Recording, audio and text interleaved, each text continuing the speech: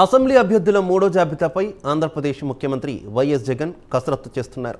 మొత్తం 175 సెగ్మెంట్లలో మొత్తం 67 మందిని మార్చేయాలని సీఎం జగన్ డిసైడ్ అయ్యారు. ఇప్పటికే 2 దశల్లో 38 మంది ఇన్ఛార్జీలను వైసీపీ ప్రకటించింది. మరో 29 మంది ఇన్ఛార్జీల మార్పులు చేర్పులతో నేడు జాబితా విడుదల కానుంది. దీనిలో ఇప్పటి వరకు 14 మంది అభ్యర్థులపై క్లారిటీ వచ్చింది. నేడు మిగతా 15 మంది అభ్యర్థుల వడపోత పూర్తవుతుందని పార్టీ వర్గాలు తెలిపాయి. తొలి దశలో 11 మందిని, రెండో లిస్టులో 27 మందిని వైసీపీ అధిష్టానం మార్చింది.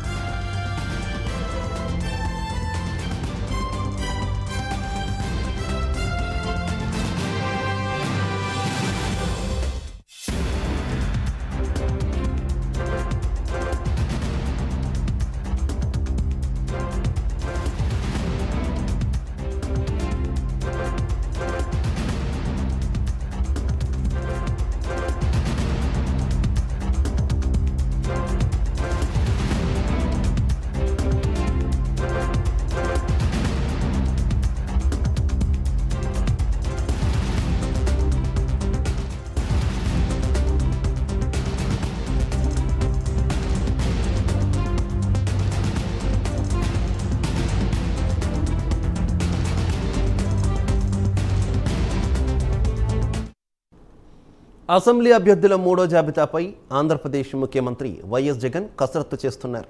మొత్తం 175 సెగ్మెంట్లలో 67 మందిని మార్చేయాలని జగన్ డిసైడ్ అయ్యారు.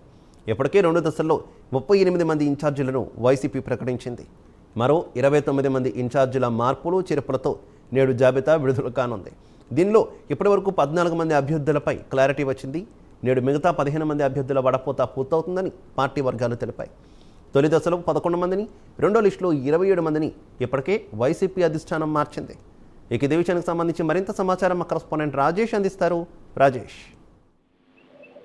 వైసీపీకి సంబంధించి ఎమ్మెల్యేల మార్పు అయితే అభ్యర్థుల మార్పు మీద కసరైతే అయితే జరుగుతుందని చెప్పుకోవచ్చు. మొదట విడతలో రెండో విడతలో మొత్తం 38 మంది అభ్యర్థులను అయితే మార్చారు. అందులో 11 మంది అభ్యర్థులకు సంబంధించి కూడా సిట్టింగ్ స్థానం అయితే కోల్పోయారు. 3 ఎంపీలను కూడా ఎమ్మెల్యే అభ్యర్థులుగా ఈసారి ప్రకటించడం జరిగింది. అయితే ప్రధానంగా మరికొన్ని మార్పులు జరిగే అవకాశం ఉంది. దాని మీద గత 3-4 రోజుల నుంచి కూడా సీఎం జగన్మోహన్ రెడ్డి పూర్తి స్థాయిలో కసరత్తు చేస్తున్నారని చెప్పుకోవచ్చు. ప్రధానంగా గుంటూరు జిల్లా, అలాగే ప్రకాశం, చిత్తూరు జిల్లాకు సంబంధించి కొన్ని నియోజకవర్గాల మీద ఎమ్మెల్యేలకు సంబంధించి కూడా సీఎంఓ నుంచి పిలుపు అయితే వచ్చిందని చెప్పుకోవచ్చు.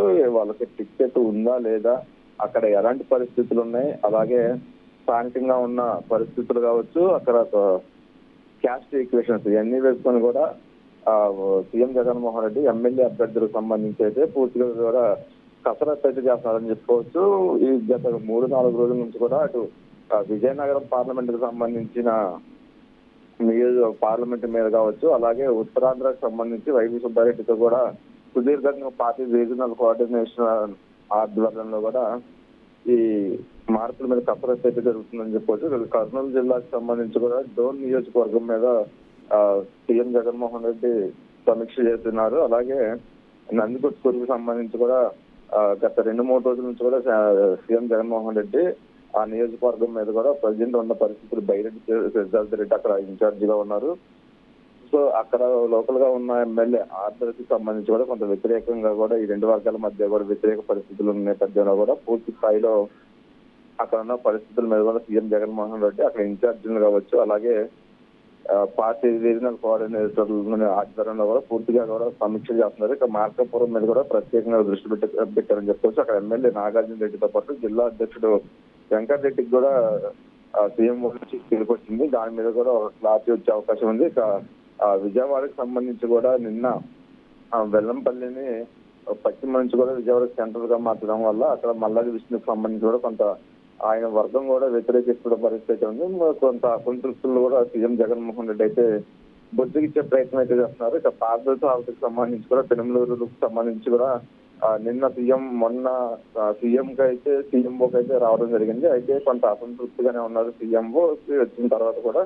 అయినా నిన్న పార్టీ రీజనల్ కోఆర్డినేటర్ అయిన అయోధ్య రామిరెడ్డి కూడా నిన్న మళ్ళీ పెనుమలూరులో ప్రత్యేకంగా కూడా చర్చలు జరిపినప్పటికీ కూడా పార్థసారథి కూడా అటు కొంత అసంతృప్తిగానే ఉన్నట్టుగా ఉన్నారు. ప్రధానంగా అటు టీడీపీ నేతలతో కూడా టచ్ లోకి వెళ్లారంటూ కూడా గత 3-4 రోజుల నుంచి కూడా కొంత ఊహాగానాలు వస్తున్న నేపథ్యంలో అసలు అసంతృప్తులను కూడా బుద్ధిగించే ప్రయత్నం అయితే సీఎం జగన్మోహన్ రెడ్డి చేస్తారని చెప్పుకోవచ్చు. పూర్తిగా కూడా అటు అసంతృప్తులను బుద్ధిగిస్తూనే సీఎం జగన్మోహన్ రెడ్డి స్వయాగా కూడా వాళ్ళు పిలిపించి అక్కడ గ్రౌండ్ రిపోర్ట్ కావచ్చు, అలాగే ఎమ్మెల్యేల పనితీరు, ఐపీఆర్కి సంబంధించిన సర్వే ఆధారంగా కూడా వాళ్ళకి టికెట్ ఏ పరిస్థితుల్లో ఇవ్వలేకపోతాం, మళ్ళీ ప్రభుత్వం వస్తే వాళ్ళకి ఎలాంటి న్యాయం చేస్తామంటూ కూడా పూర్తి స్థాయిలో అక్కడ అసంతృప్తులను కూడా బుద్ధిగించే ప్రయత్నం అయితే చేస్తామని చెప్పుకోవచ్చు. ఇక ప్రధానంగా 38 మంది అభ్యర్థులు మార్పు తర్వాత మరికొంతమంది కూడా మార్చే అవకాశం ఉన్నట్టుగా తెలుస్తుంది. దానికి సంబంధించి కూడా లిస్టు ఇప్పుడు కొంత రెడీ అయినట్టుగా తెలుస్తుంది.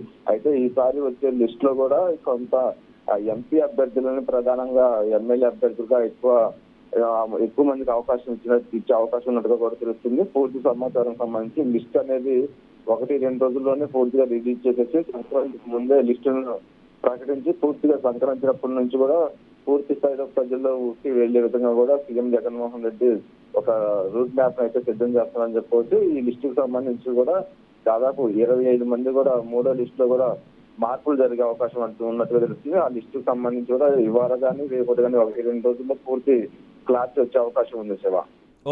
Okay Rajesh, thank you.